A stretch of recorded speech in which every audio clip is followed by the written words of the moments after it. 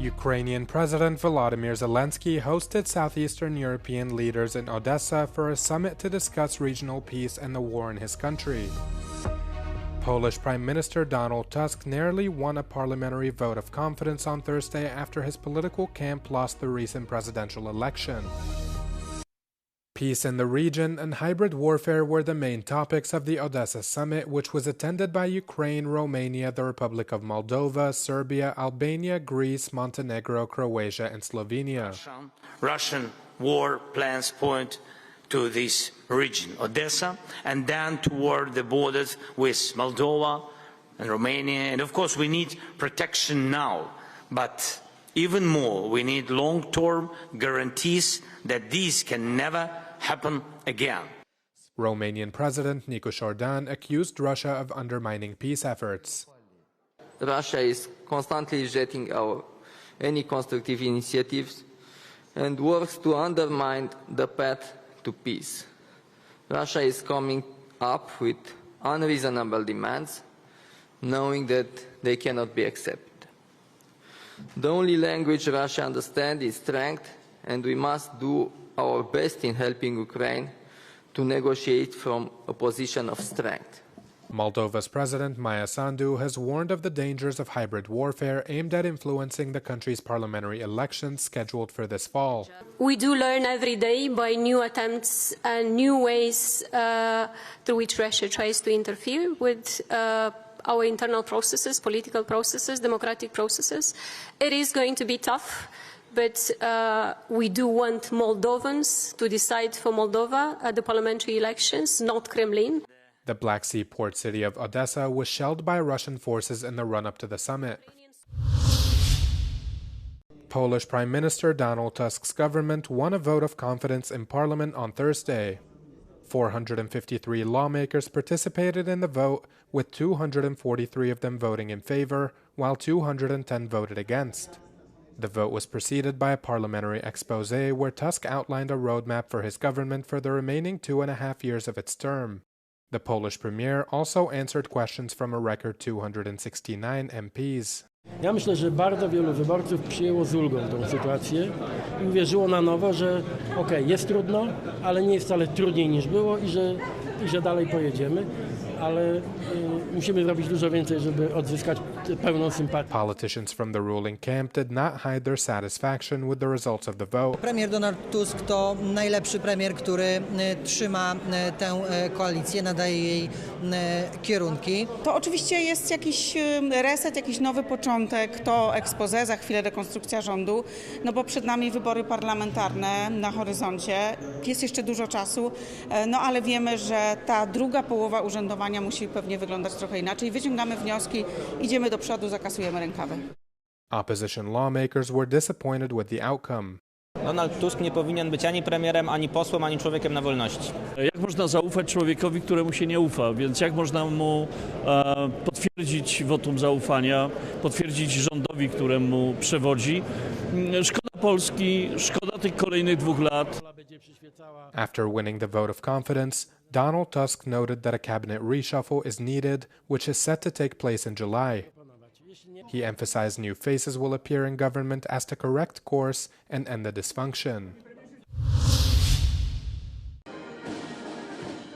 Germany's Chancellor Friedrich Merz welcomed Danish Prime Minister Mette Frederiksen in Berlin with a military honors reception. The two leaders discussed a wide range of topics in their meeting, but topping the agenda was Russia's invasion of Ukraine and European security. Merz and Frederiksen condemned the latest Russian attacks on Ukraine and reiterated their support to Kyiv. They also spoke about the need to bolster Europe's defenses, as they cited Russia posing a constant threat to the entire continent. The two NATO countries also emphasized that an increase in defense spending is crucial for the stability of the entire alliance. In 2 weeks, NATO leaders are set to convene for a summit in The Hague where they will discuss what Merz called a historic increase in defense expenditure. Migration was also among the issues the leaders discussed in Berlin, where they both agreed on the need to tighten immigration policies. Merz praised Denmark for its immigration system, saying Copenhagen is a model other nations should aim to replicate. The EU and UK have reached a long-awaited agreement to ease cross-border trade and travel in Gibraltar, following years of post-Brexit wrangling over the contested territory.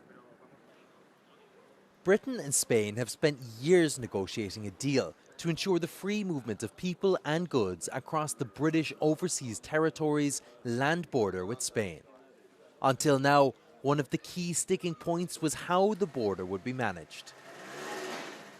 The new agreement eliminates physical barriers, checks and controls on people and goods moving between Spain and Gibraltar.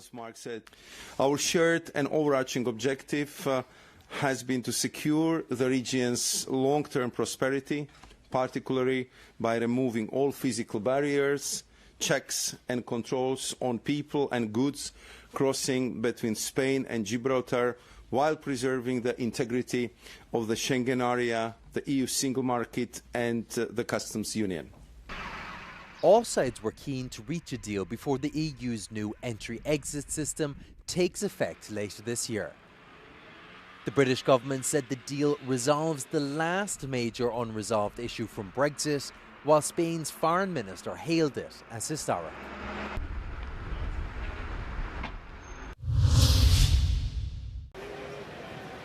Europe's largest startup and tech fair, VivaTech, is back in Paris. Over 4 days, 165,000 visitors and more than 13,000 startups from 50 countries are converging under one roof. This year, artificial intelligence, or AI, is once again the undisputed star of the event. L'intelligence artificielle est en train de passer de la science-fiction à l'application et vous allez découvrir avec 13 000 startups ce que ça va vouloir dire dans le business, dans nos vies, dans nos démocraties. Deuxièmement, il y a un contexte géopolitique qui est absolument incroyable, dans lequel la tech joue un rôle et on va décrypter ça pendant 4 jours. Among this year's standouts, innovations using AI to support mental health, like Emobot, a startup monitoring mood disorders passively and remotely. C'est une application qui s'installe sur le téléphone et sur l'ordinateur et on vient analyser les expressions du visage une fois par seconde. On analyse également la voix lorsque on parle avec un collègue ou autre. Et ensuite, on agrège des données d'actimétrie sur les déplacements, qui est un des symptômes de la dépression. Et donc, toutes ces données-là, on les met ensemble et on en fait du coup un dashboard pour le médecin qui permet de suivre l'évolution des symptômes. Another solution to improve mental well-being comes from Amoi, which merges neuroscience with scent to trigger emotional shifts in just a few minutes. Le but de Amoi, c'est de stimuler votre état émotionnel dans les 5 minutes en relaxation, concentration, joie ou énergie. Et donc on a travaillé à des neuroolfactifs parfums qui ont été prouvés avec des études neuroscientifiques pour booster vos états émotionnels. Et il y en a 4, parce que la santé mentale, c'est super important.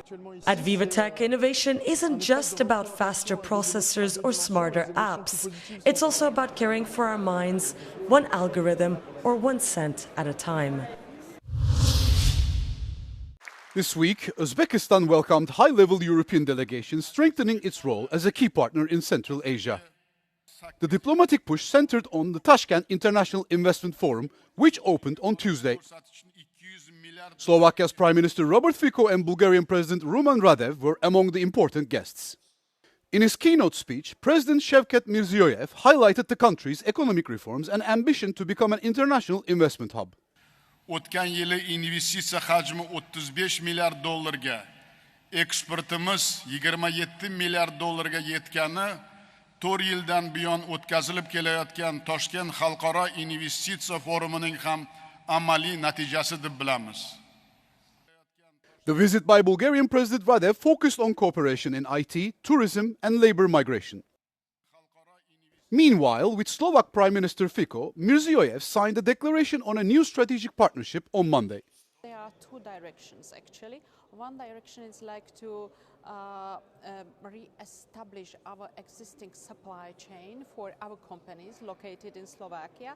And on the other hand, also to enter new markets in a Central Asian part of the world. So it means to invest in Uzbekistan. Their talks included plans for industrial cooperation in green energy and automotive manufacturing, as well as joint digital initiatives. Sustainable investment, they have an ambitious plan to have 54% of energy coming from renewable by 2030, and they are very active in investing in renewable and attracting foreign direct investment in renewable.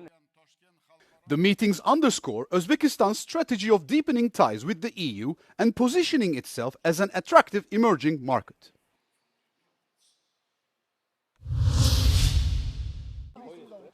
South Korea's military stopped its anti-North Korea loudspeaker broadcasts at the border on Wednesday. The move is part of a new policy by Liberal President Lee Jae-myung, who took office last week to ease tensions and restore trust. This reverses the hardline policies of the previous government, which resumed the broadcasts in June last year after a 6-year pause. The broadcasts started again after a balloon war where North Korea sent rubbish south in response to anti-Pyongyang leaflets sent north. President Lee had argued that the broadcasts caused unnecessary tension for border residents. On Monday, Seoul's government also officially called for activists to stop sending leaflets north. North Korea has not yet commented on Seoul's decision to halt the broadcasts. Despite the gesture, dialogue is seen as unlikely as Pyongyang remains focused on its military partnership with Russia.